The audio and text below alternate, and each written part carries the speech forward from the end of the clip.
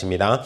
전능하사 천지를 만드신 하나님 아버지를 내가 믿사오며 그 외아들 우리 주 예수 그리스도를 믿사오니 이는 성령으로 잉태하사 동정녀 마리에게 나시고 본디오 빌라도에게 고난을 받으사 십자가에 못 박혀 죽으시고 장사한 지 사흘 만에 죽은 자 가운데서 다시 살아나시며 하늘에 오르사 전능하신 하나님 우편에 앉아 계시다가 저로서 산 자와 죽은 자를 심판하러 오시리라. 성령은 믿사오며 거룩한 교회와 성도가 서로 교통하는 것과 죄를 사하여 주시는 것과 몸이 다시 사는 것과 영원히 사는 것을 믿사옵나이다. 아멘. 이 시간 하나님 앞에 찬송가 488장 올려드립니다. 내 영혼의 햇빛 비치니 주 영광 찬란해. 이 세상 어떤 빛보다 그의 빛 더 빛나네. 주의 영광 빛난 그 빛 내게 비춰 주시옵소서. 그 밝은 얼굴 배울 때 나의 영혼 기쁘다. 내 영혼에 노래 있으니 주 찬양합니다. 주 귀를 기울이시사 다 듣고 계시네. 주의 영광 빛난 그 빛 내게 비춰 주시옵소서. 그 밝은 얼굴 배울 때 나의 영혼 기쁘다. 내 영혼의 봄날 되어서 주 함께 하실 때 그 평화 내게 깃들고 주 꽃피네.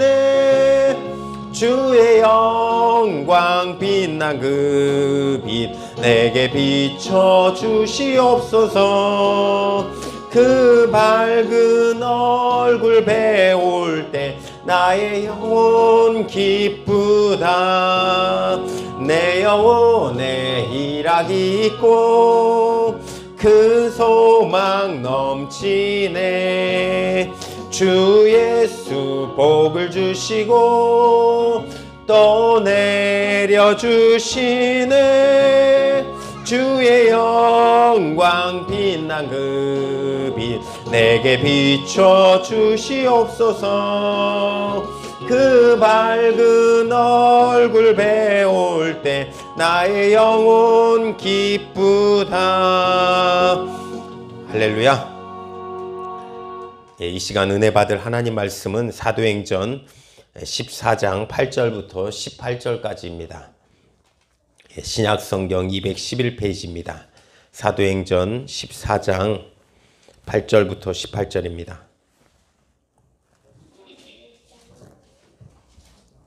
신약성경 211페이지에 있습니다. 사도행전 14장 8절부터 18절입니다.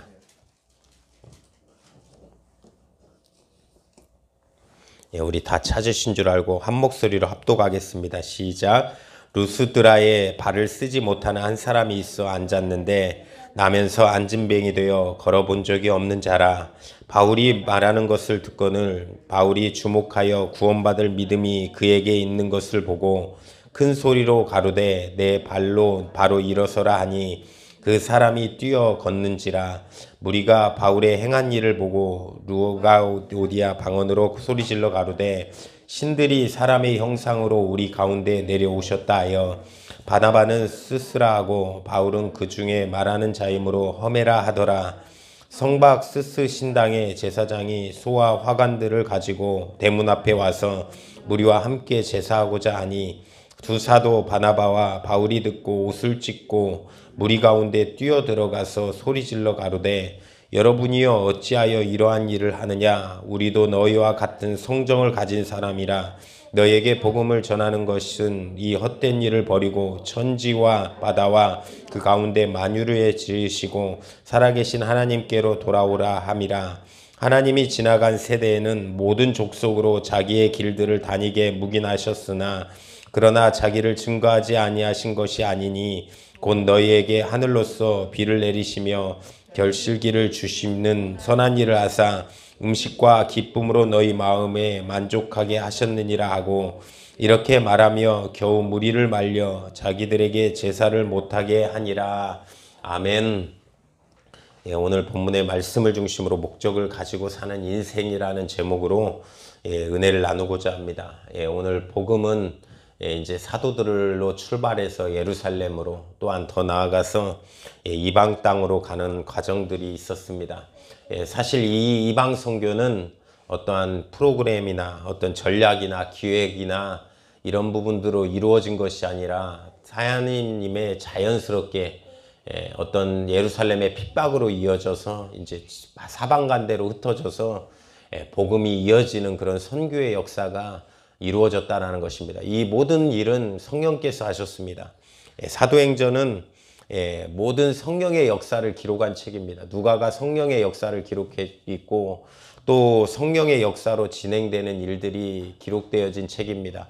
그래서 성령께서 역사하심으로 말미암아 모든 일이 이루어진다라는 것입니다. 사실 우리 인생도 성령으로 계획하시고 또한 성령께서 이끌고 있음을 우리가 인생을 살다 보면 우리의 인생대로 우리의 인생이 계획대로 가는 것이 아니라 성령님이 쓰심으로 또한 이 계획대로 가고 있음을 우리가 복도하고 볼 수 있는 것입니다. 환란이 일어난 것이 복음의 확산, 복음의 촉매제가 되어서 전 세계 이방인으로 전파되는 것이 이루어지는 것입니다. 오늘 본문에도 그 전에 지난 시간에 봤던 본문에 돌판매를 피해서 쫓겨나서 갔던 곳이 오늘 본문에 도착한 곳이 루스드라입니다. 오늘 이 루스드라는 사실 지금까지는 가는 곳마다 유대인들이 많았습니다. 그런데 여기는 유대인들이 굉장히 적고 이방인들이 훨씬 더 많은 지역입니다.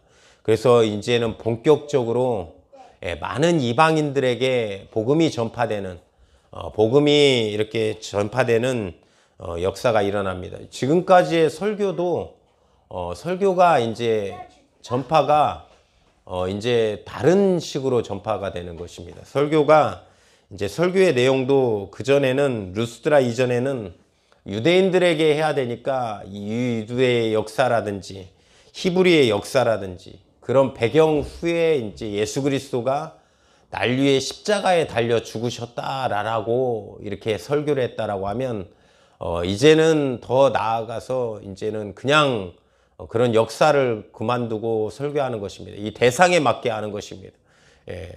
우리 시윤이가 떠든다고 자꾸 쳐다보시는 우리 시영에 비하면 저희 아내가 이제 우리 주일학교를 인도할 때는 이렇게 하더라고요. 어린이 여러분 막 이러면서 저도 아마 주일학교 설교를 한다라고 하면 그렇게 할 것 같아요. 여기를 보세요 막 이러면서 그렇게 설교할 것 같은데 이게 청중에 맞게 한다라는 거예요. 청중에. 예전에 대학교 다닐 때 제가 부장으로 있었거든요. 부장으로 있을 때 진짜 믿음 없는 친구 하나가 왔습니다. 그런데 이 친구가 성균관대 법대를 다녀요. 그래가지고 이제 나름 법 공부를 좀 한 것이 있어가지고 이제 설명을 하는데 이 재판장을 한번 기억해 보라고 앞에 판사가 앉아 있고 이쪽에 검사가 앉아 있고 이쪽에 변호사가 앉아 있고 이 피고인 앉아 있으며 증인석이 있다. 뭐 그러면서 이제 이 하나님 앞에서 재판을 하는데 성경을 놓고 이제 검사는 이제 검사의 역할을 하는 게 검사가 나쁘다는 게 아니라 죄를 고발하는 역할을 하잖아요. 죄를 계속 얘기한다. 너는 이 죄 지었지 않냐? 우리를 놓고 너는 이 죄를 지었지 않냐? 막 성경을 놓고 막 죄를 지었다라고 한다. 그럴 때 변호인이 무엇을 변호하냐면 그래 우리는 죄가 있다. 그러나 이 모든 죄를 예수님께서 담당하시고 십자가에 달려 죽으셨다라는 것을 변호한다. 그 얘기를 하는데 얘가 굉장히 안 왔던 애고 말씀을 잘 안 들었던 애거든요. 근데 이 설명을 하니까 귀를 쫑긋하고 듣더라고요. 왜냐하면 자기가 법대생이라 이 법에 대해서 안다라는 거예요. 그래서 사실 이 원리는 굉장히 중요합니다. 복음을 듣는 사람에 맞춰서 전도하는 거, 복음을 듣는 사람이 누구냐라고 생각하는 거, 이것이 중요하다라는 것입니다. 루스드라에서는 그러니까 유대의 역사를 설명하지 않아요. 이스라엘의 히브리의 민족의 어떤 자부심을 설명하지 않습니다. 바로 복음을 전하는 거예요. 그래서 이 루스드라의 첫 번째 지역에서 8절에 10절에 보니까 가장 첫 번째 나타나는 이적이 안진뱅이를 걷게 하는 역사, 이 걷지 못하는 사람을 일어나는 역사가, 이적의 역사가 일어나는 것입니다. 이 역사를 어디서 보았습니까? 우리가 사도행전 3장에 베드로와 요한을 통해서 보았습니다.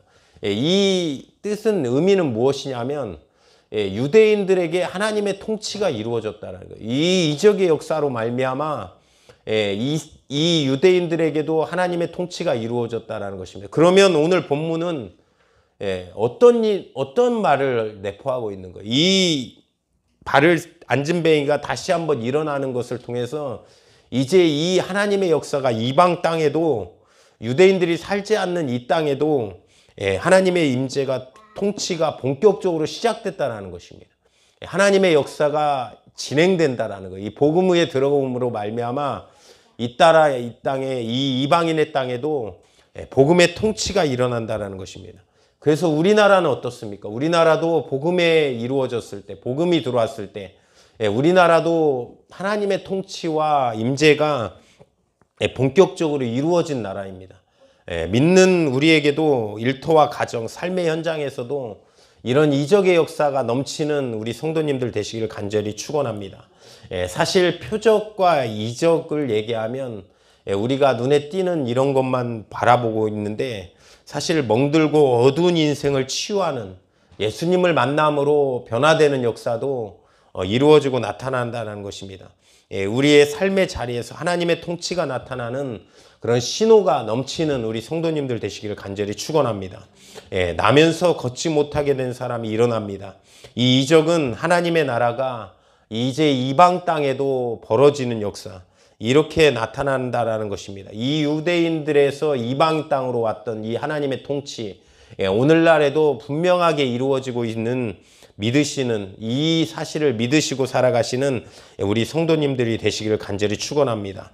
이 일이 일어나고 나서 10절부터 12절은 우리가 잘 알고 있는 말씀입니다. 왜 그러냐면 바울을 스스라고 하고, 바나바를 스스라고 하고 바울을 허메라고 합니다. 이 스스는 누구냐면 제우스예요. 그러니까 바나바를 제우스라고 하고 바울을 제우스의 대변인 헤르메스라고 하는 것입니다.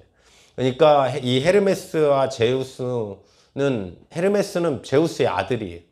둘이 사실 잠깐 배경만 살펴보자면 이 그리스 신화 가운데 제우스가 이 헤르메스랑 둘이 이렇게 인간의 땅을 돌아보기 위해서 내려옵니다. 그러면서 이제 내려와서 막 여기저기를 돌아다니는데, 다 방문하는데 다 거절해요. 다 거절하는데 바우시스라는 농부가 이 사람을 영접해서 이 신들을 영접해 가지고 막 이렇게 잘 챙겨줍니다. 그래서 이제 나머지는 홍수로 멸망하게 되고, 거의 뭐 이 성경을 거의 다 따오더라고요. 홍수로 멸망시키고, 그 사람 바우시스는 큰 물질을 받아서 이렇게 농부로 큰 축복을 받는 그런 게 그리스 신화에 나와 있어요. 이 신화에 침취되어 있는 것이 이 민족 사람들이었다는 것입니다. 그리고 또 이거에 대한 신당도 지어놓고 제사도 지내고 있었어요. 이적을 보고는 그렇게 생각했습니다. 이제 바나바와 바울이 엄청난 이 신째 신이구나, 이렇게 생각을 하고 이렇게 제사를 드리겠다라고 또 영접하고 그런 신이라고 하고 막 그렇게 띄워주는 것입니다. 바나바의 바울은 반응은 어떻습니까? 오늘 본문을 보니까 바나바와 바울이 기겁합니다. 14절 15절 한번 보십시다. 14절 15절을 보니까 두 사도 바나바와 바울이 듣고 옷을 찢고 무리 가운데 뛰어들어가서 소리질러 가로되 여러분이여 어찌하여 이러한 일을 하느냐? 우리도 너희와 같은 성정을 가진 사람이라.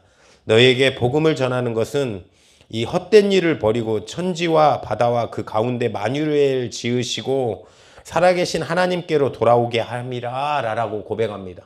그러니까 바울과 바나바가 뭐라고 하냐면 우리도 너희와 같은 사람이다라는 거예요. 그러니까 기겁했던 이유가 있습니다. 왜 그러냐면 이 사람들이 자기를 신이라고 보는 거예요. 신격화를 시키는 것입니다. 그것을 기겁하는 거예요. 과거 우리나라에도 하나님이 부흥을 이끌기 위해서 많은 신유의 은사를 주셨습니다. 그리고 현재도 많은 성령으로 말미암아 은사가 나타나요. 방언도 나타나고 통변도 나타나고 또 어떠한 여러 가지 은사들이 나타납니다. 이것이 한국교회의 성장에 굉장한 은혜를 끼쳤습니다. 어떤 권사님들도 기도를 많이 하시는 권사님들도 막 신유의 은사가 나타나요. 그래서 기도하면 낫고 막 그렇습니다. 사실 이렇게 되고는 정말 좋았어요. 하나님이 이런 은혜로 말미암아 교회 성장이 부흥이 일어났습니다. 왜 그러냐면 질병이 고쳐지는 역사를 바라보면서 개종하는 일들이 많았거든요. 불교에 다니다가 또한 기독교로 예수 믿기 시작하고 또 그 가정이 예수를 믿고 그 집안이 예수를 믿고 이러면서 부흥이 일어난 거예요.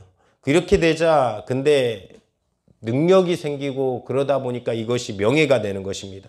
사람이 따르고 돈이 생기기 시작해요. 부작용으로 부패와 타락이 일어난 것입니다.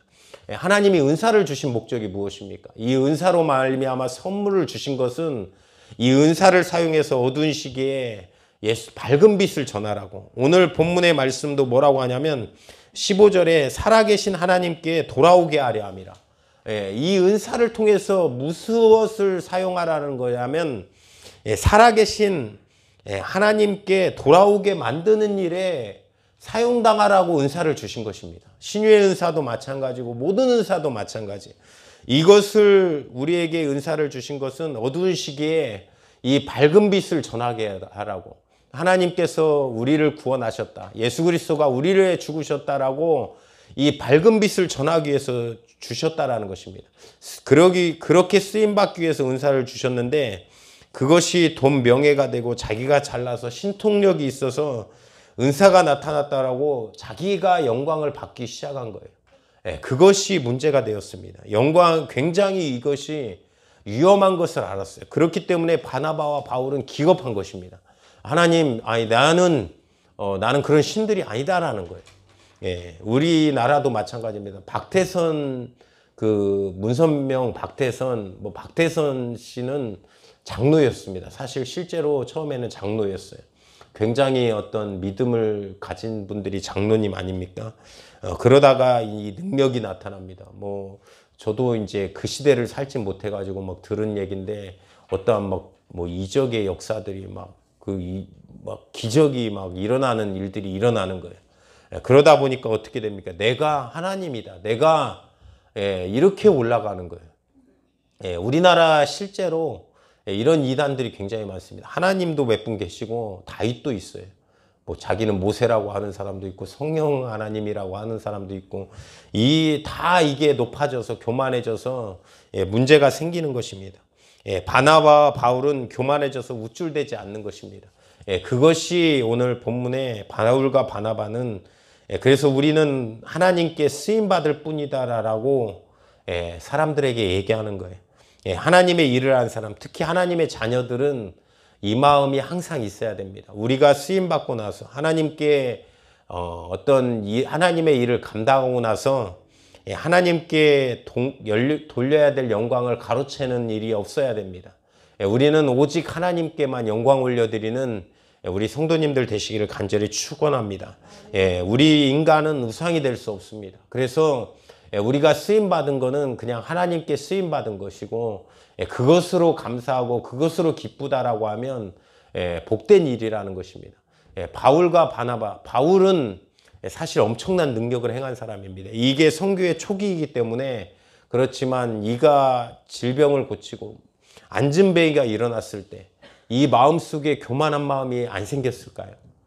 그럼에도 불구하고 마지막까지 하나님만 높이고 순교하는 마음으로 갔던 것이 이 바울의 큰 사역 가운데 능력을 행한 것보다 저는 더 큰 이 대단한 것이라고 생각해요. 이 바울이 마지막까지 하나님 앞에 겸손함으로 사역을 감당했던 것, 그 일이 이루어졌던 것이 바울입니다. 그런 바울과 같이 겸손한 마음으로 승리하고 살아가시는 우리 성도님들 되시기를 간절히 축원합니다. 18절부터 19절을 한번 봅시다. 성경 18절부터 19절을 보니까 19절에 보니까 유대인들이 안디옥과 이고니온에 와서 무리를 초인하여 돌로 바울을 쳐서 죽은 줄을 알고 성 밖에 끌어내치니라 라고 표현해요. 사실 이것이 우리의 모습입니다. 여기까지 이제 유대인들이 오는 거예요. 유대인들이 이 복음을 전하는 곳에 유대인들이 거의 없다 보니까 여기까지 와서 선동합니다. 그래서 선동해 가지고 저 돌을 던지고 죽은 줄 알고 이 성 밖에 끌어내치니라, 시해 버립니다. 이것이 사람들의 반응이라는 거예요. 그러니까 자기가 추앙했던 것에 이득이 없을 것 같으면 폭도로 변합니다. 돌로 치는 사람으로 변하는 것입니다. 이 모습은 어디서 봤냐면 우리가 예수님이 십자가에 달려 죽으실 때 봤습니다. 왜 그러냐면 십자가에 못 박혀 죽으신 우리와 똑같은 것을 하는 것입니다. 예수님이 이 땅에 이스라엘의 왕으로 오셨습니다. 그런데 저들은 막 저 정도 이적을 보면 민족을 해방시킬 것 같았거든요. 그들에게 배고픔을 해결시킬 것 같았습니다. 왜 그러냐면 오병이어의 이적을 맛보니까 우리의 배고픔은 완전히 해결하실 것 같았어요. 예수님이. 그래서 환영했습니다. 막 호산나 예루살렘에 입성할 때는 호산나 다윗의 자손이여 라고 환영을 했어요. 그런데 예수님이 십자가에 못 박히게 되자 아우성을 칩니다. 우리의 모습입니다. 이 정도 믿으면 축복이 있겠지. 이 정도 믿으면 고난에서 벗어나겠지. 이런 모습은 십자가의 원래 의미를 벗어나게 만드는 것입니다. 십자가의 원래 의미는 무엇입니까? 이 십자가를 지심으로 말미암아 우리의 죄와 허물과 모든 저주를 해결하여 주셔서 천국의 백성을, 지옥 갈 우리가 천국 갈 백성으로 만들게 만드시는 것이 십자가의 진정한 의미입니다. 그 의미를 벗어나서 다른 것에 관심을 갖는 것, 다른 것에 더 흔드는 것, 다른 것을 더 바라는 것은 십자가의 의미를 퇴색해 하는 것입니다. 우리의 인생은 사실 고난 가운데 있을 수 있습니다. 예수 믿고 고난받을 수 있습니다. 이런 것에 믿음을 흔들려서는 안 됩니다. 우리가 부자로 사느냐, 가난하게 사느냐가 중요하지 않다라는 거예요. 하나님이 우리에게 믿음을 주시는 인생 그 자체로 우리의 인생은 의미가 있다는 것입니다. 이 감사절이 있습니다. 우리 추수감사절에 이 감사의 의미를 한번 살펴보고자 하면 그 첫 해에 청교도들이 1920년도에 이 미국 땅으로 넘어가서 좋은 일만 있었습니까? 사실 우리는 이 좋은 일만 기억합니다. 첫 열매를 거둔 거. 그런데 첫 해에 추위와 질병으로 굉장히 많은 사람들이 죽었어요. 왜 그러냐면 이 겨울을 넘기기 힘들고 새로운 땅에 가가지고 이 추위도 있습니다. 또한 그 풍토병도 있어요. 많은 선교사님들이 다른 나라 가서 고생하는 게 물이 안 맞다라고 하는 사람들도 많더라고요. 물 먹기조차도 물이 안 맞아서 물 먹기도 힘든 거예요. 그것에 못 견디면 이 풍토병에 복음 한번 못 전해보고 돌아가시는 선교사님들도 있어요. 그런 선교사님들도 있고 그런 아픔을 가진 사람들도 있습니다. 어떤 선교사님 얘기인데 자기 이제 갔는데 가족들이 이 풍토병으로 죽은 거예요. 그 땅을 보기도 싫을 거 아니에요. 우리 인간적인 모습으로는. 그런데도 자기는 그 땅에 대한 사명자라고 또 나가요. 그 땅을 위해서 하나님이 나를 맡기셨다. 내가 복음 전하기 위해서 다시 한번 그 땅에 가야 된다라고 하면서 가는 선교사님들도 있습니다. 많은 사람들이 그렇습니다. 추수감사절도 그랬어요. 그런데 그 가운데 하나님 앞에 첫 추수를 마친 것을 기념해서 하나님께 올려드립니다. 하나님께 감사하는 마음으로 올려드려요. 성경에서도 추수를 마친 후 하나님에게 첫 곡식을 올리며 감사했던 모습이 있었습니다. 1차 선교여행을 이렇게 바울을 보면 많은 복음의 열매를 거뒀지만 어려움들이 많았어요. 돌로 맞고, 그래서 마지막 우리가 바울의 고백과 같이 내가 돌로 몇 번을 맞고 죽을 뻔하고, 이 고백이 그냥 온 것이 아니더라고요. 이 성경을 보다 보니까 돌로 맞는 거는 사실 이 돌로 그냥 몇 번 지나가는 돌에 맞는 돌팔매질이 아니에요. 이 돌로 맞는다라는 것은 사형 선고입니다. 그 사람을 죽여도 된다라는 거예요. 실제적으로 스데반은 이 돌로 맞아서 실질적인 사형을 당했습니다. 20절에 보니까 일어난다라는 표현이 있어요. 바울이 돌로 맞았는데 바울이 일어나. 그러니까 이 일어난다라는 의미는 툴툴 털고 일어났다라는 거예요. 돌로 맞았음에도 불구하고 다시 성으로 가서 복음을 전합니다. 이 심정이 그냥 우리는 글로 써 있으니까 이런 바울의 심정을 모르지만 돌로 맞아서 죽을 것 같아서 쉬했다 밖에다 버려놓은 거예요. 근데 툴툴 다시 털고 일어나서 복음을 전하려고 다시 성으로 들어가는 모습이 바울의 모습입니다. 복음은 절대로 멈춰지거나 끝나지 않습니다. 그렇게 핍박이 있었고 지하로 숨어 들어가고 많은 민족 가운데 끊어질 것 같으나 복음은 절대로 끊어지지 않습니다. 북한이 끊어질 것 같습니까? 중국이 지금 시진핑이 많은 선교사들을 핍박하고 내보내고 막 뭐 복음을 없앤다라고 해서 이 복음이 끊어질 것 같습니까? 이 복음은 절대로 끊어지지 않습니다. 세상이 복음을 반대하고 거부해도 더 나아가서 핍박하고 멸절시키려고 노력한다라고 해도 이 복음은 절대로 소멸되지 않는다라는 것입니다. 14장 20절에 우리가 그 당시에 받는 핍박은 우리 상상 이상의 핍박이었습니다. 우리가 상상하던 그 이상의 핍박을 받는 것입니다. 목숨을 건 각오가 필요했습니다. 바울이 목회자의 심정으로 그러고 많은 사람들에게 얘기하는 것이 무엇이냐면 이 핍박과 환난 속에서 고독한 싸움을 하는 그들에게 20절에 22절에 이렇게 얘기합니다.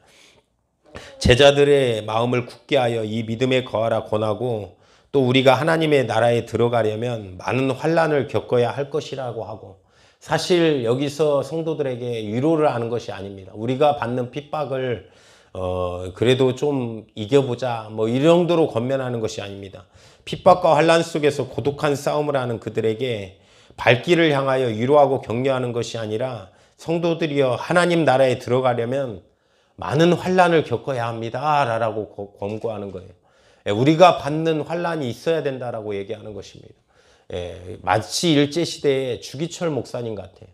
주기철 목사님이 어땠습니까? 성도들한테 그렇게 핍박받고 와서 뭐라고 합니까? 성도들한테는 뭐 이제 우리는 타협하자, 좀 더 천천히 믿자, 그냥 이렇게 살자가 아니라 우리가 말씀을 지키면서 살자. 하나님의 말씀 죽더라도 목숨을 걸고 믿자. 이 얘기를 하는 거예요. 이 얘기가 실제로 우리의 믿음을 지키는 일입니다.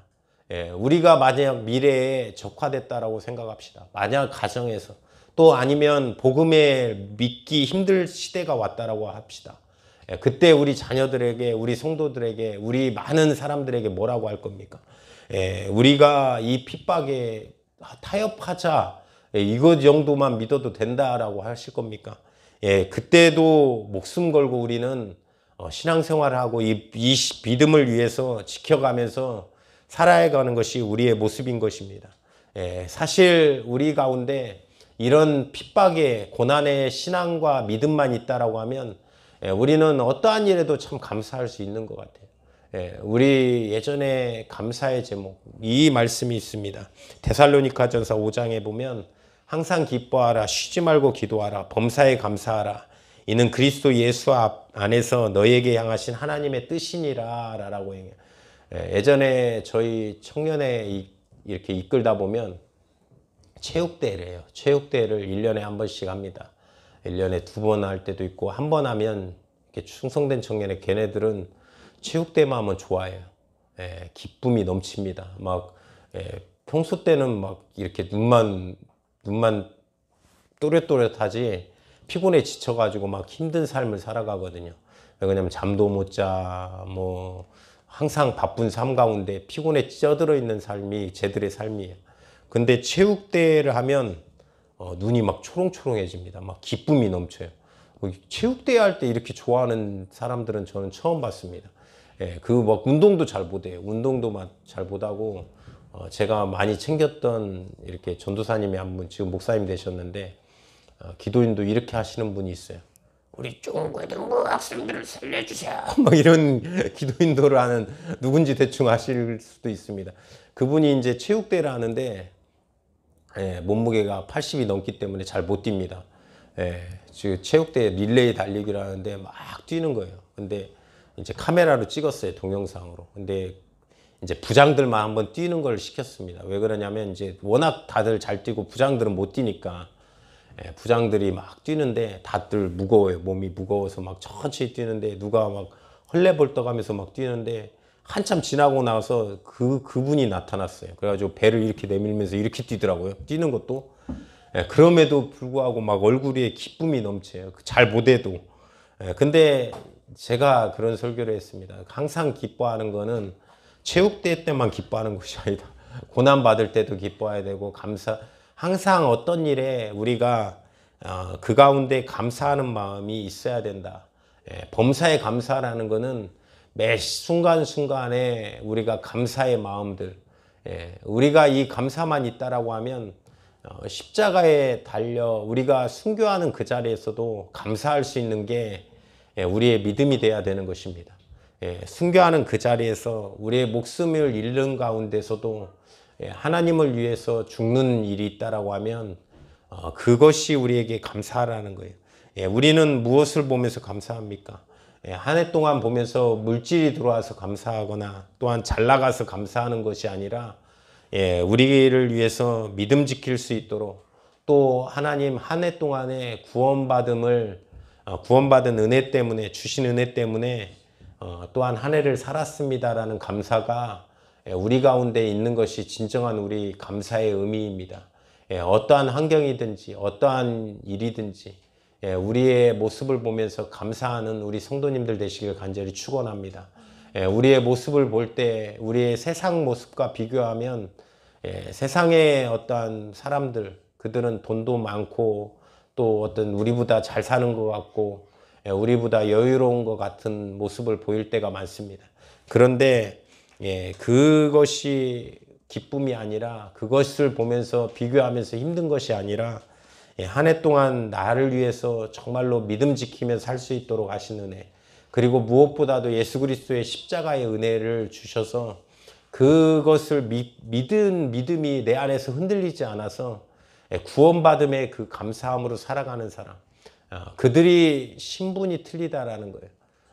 제가 얼마 전에도 얘기했지만 아쉬웠던 것 중에 하나는 부자인 이건희 회장이 이제 별세했는데 예수님을 참 한 번이라도 들어봤으면 부자라도 그렇게 돈이 많아서 부족함이 없을지라도 그의 영혼은 어떻습니까? 예수님을 믿고 나서 천국 가는 그런 은혜가 있다라고 하면 훨씬 더 좋았지 않았을까?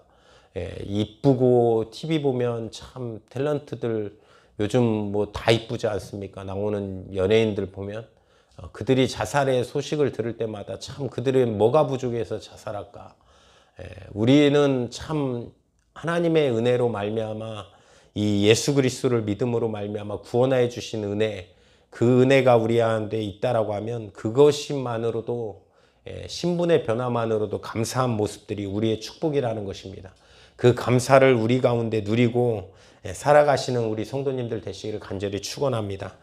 그래서 평생의 그 은혜 때문에 감사함으로 어떠한 곳에서도 어떠한 환경에서도 우리의 생각과 다를지라도 그리 아니하실지라도 또한 믿음이 또한 가운데 어려움이 있을지라도 감사하며 사는 우리 성도님들 되시기를 간절히 축원합니다. 오늘 이 시간 합심으로 기도하실 때 하나님 오늘도 불러주셔서 예배할 수 있도록 도와주시네 감사합니다. 하나님 아버지 우리가 추수감사절을 맞이해서 하나님 아버지 정말로 우리가 감사한 인생 우리의 모든 것 가운데 감사하는 마음으로 살아갈 수 있는 우리 성도님들 될 수 있도록 도와주시옵소서. 고난 가운데 있을지라도 힘든 가운데 있을지라도 하나님 아버지 그것이 주를 위해 받는 핍박이라면 감사함으로 매맞고 하나님 돌맞고 하나님 또한 힘든 거를 걸어갈 수 있도록 하나님께서 허락하여 주시옵소서. 그런 삶으로 살아가게 해달라고 오늘 이 시간 주여 삼창에 치고 기도하겠습니다. 주여 주여 주여